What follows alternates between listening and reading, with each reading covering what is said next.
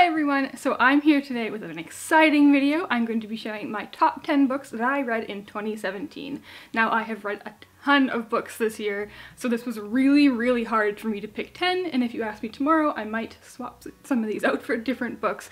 But today, these are the top 10 books I read this year. So the first book I'm going to talk about is A Conjuring of Light by V.E. Schwab, and I'm talking about this first because I actually read this twice this year. I read it as soon as it came out in February, and then I reread it again in May. It's just such a fascinating conclusion to a really epic fantasy series. Now, you've definitely heard us talk about the Shades of Magic series on our channel before because everyone here at OwlCrate absolutely adores these books. I think it's one of the more accessible adult fantasy stories that you can pick up. If you're not into adult fantasy, I still think this has a large crossover appeal with YA. I just absolutely adore this series, and I cannot wait for the follow-up series Threads of Power to be published down the line. Next up, I actually have a nonfiction book, and that is What I Talk About When I Talk About Running by Haruki Murakami. Now this is a series of stories and essays that Murakami wrote about his experiences with running.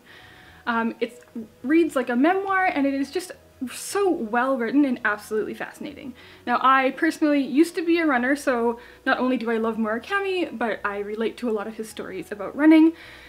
So this had obviously had a big appeal for me, but I do think even if you're not a runner, Murakami's kind of his thoughts on life while running is just so fascinating, and I think it's a great book to pick up. Next, I have All American Boys by Jason Reynolds and Brendan Kiely.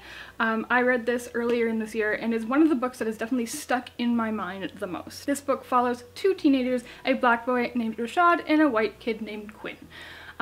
And the story kicks off when Rashad, while doing nothing wrong, is brutally beaten by a police officer and sent to the hospital. After this incident, Rashad essentially becomes a hashtag, which is Rashad is absent again today, which starts at his high school, kind of in protest of what happened to him. Now this is a novel that will make you very uncomfortable, and as it should. This book is so well written, and I think the co-authorship between Brendan Kiely and Jason Reynolds works really well. This year, The Hate U Give was obviously a huge title, and I think if you read that book and resonated with it in any way, you should also pick up this one. Next up, I have Oathbringer by Brandon Sanderson. Now this is the third book in his epic Stormlight Archive series. It is over 1,200 pages long, and I loved every second of it. It is no secret that I am a huge fan of Brandon Sanderson, so I knew going into this that I was going to love it.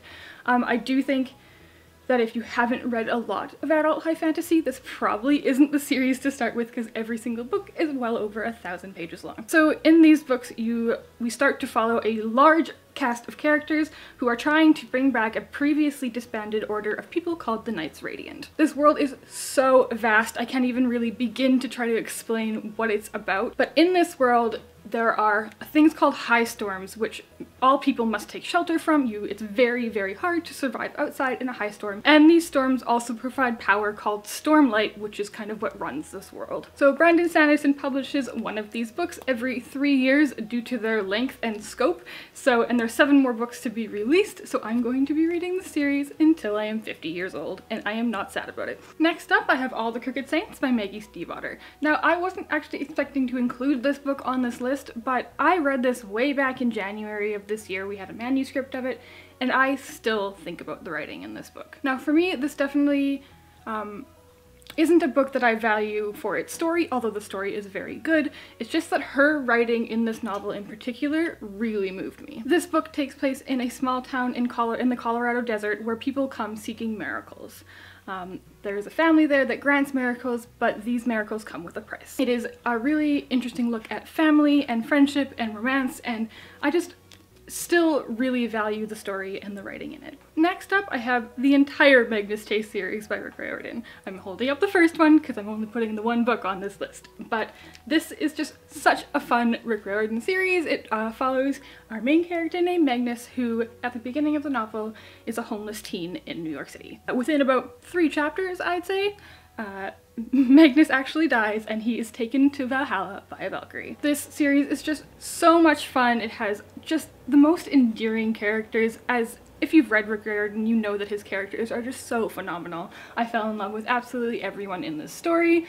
I'm sad that it was only a trilogy and I got to read all 3 books this year, which was nice, but I would love to read more from these points of view. This is technically a middle grade series, even though our main characters are teenagers, but it is also so wonderfully diverse, and I think that's really important, and I'm excited for more people to pick it up. Next up, I have Furiously Happy by Jenny Lawson, and this is one of her memoirs. Again, this is a book that I read really early in 2017, but I still cannot stop thinking about it. I would love to give it a reread very soon.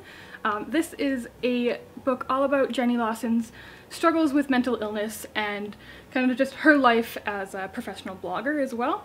She is so funny, and the tagline of this book is a funny book about horrible things, and that is absolutely true. Like, this book had me crying tears of joy and also just crying tears of sadness at times as well, but it's so well done. I never have related to a book so much in my entire life. She does such a good job, and just hearing her stories about like her weird taxidermy and just stories of her childhood and her ever so patient husband. I am such a fan of Jenny Lawson, and I will continue to pick up everything she writes. Next up, I have another book that really surprised me, and that is 11/22/63 by Stephen King. Now, the premise of the story is pretty simple. There is a man who discovers time travel and that he can go back in time, and he wants to try to prevent the assassination of JFK. This book is so much more than that, though. It really explores Jake's life. He's a 35-year-old man with not a lot going on for him, and he travels back in time and kind of starts a new life for himself. He falls in love back in the 60s, and it's just so interesting, and the way that Stephen King has written this is like very precise, and the time travel makes sense, which I love to see. I loved reading Jake's stories. It's heartbreaking, it's moving, it's just so fascinating. I didn't know a lot about the assassination of JFK before reading this, so I definitely learned a lot as well. And it's definitely unlike other Stephen King books I have read. It's not scary. It is a bit gruesome at times, but it's definitely not horror. So if you don't like horror books, you can still read this and really enjoy it. I want to read more books by Stephen King in 2018, because what I've read for him so far, I've really enjoyed. Next up, I have The Crown's Game by Evelyn Skye. Now, this book features 2 main characters, Vika and Nikolai, and I absolutely fell in love with both of them, but this is a book about a magical competition. It's set in a fictionalized version of Russia, and Vika and Nikolai are in a competition to become the Imperial Enchanter for the Tsar. Now again, this is another book where I did definitely enjoy the story a lot, but Evelyn Skye's writing is simply phenomenal. The way she describes the enchantments that these magicians make is just beautiful. The Russian setting is so well done, and I just absolutely fell in love with this world. It's a duology. I really like the second book as well, and I think if you love anything involving a magical competition, and really who doesn't, you should definitely pick this up because I think it's underrated. And last but certainly not least is Release by Patrick Ness. I adore Patrick Ness. I've read I think 8 of his novels, and I've loved every single one of them. This is his newest release, which came out this year, and it is a story that has stuck with me. This book takes place in one day, and it follows a gay teen named Adam kind of just going through his life in a small town with a very religious family. I feel like a theme for a lot of the books that I have picked this year is they have had an emotional impact on me, and this one definitely had that. I would love to reread it soon. Adam's story is just very authentic feeling. He's not a perfect person. He definitely has flaws, but you can't help but love him anyways. This book also has a strange kind of magical element to it, which was a very interesting addition to the story that Patrick Ness does so well. And I cannot wait to read more of his books in the future. Alright, so those were 10 of the books that I really enjoyed in 2017. Now that's definitely not all of the books that I loved that I read this year. I think I gave something like 35 5 stars. So I've definitely had a really great reading year this year, and I cannot wait to see what I pick up in 2018. If you've read and enjoyed any of these books, let me know down in the comments. I'd love to have a discussion with you. If you liked this video, please give it a thumbs up and subscribe to our channel. Happy reading, and thanks for being awesome. Bye!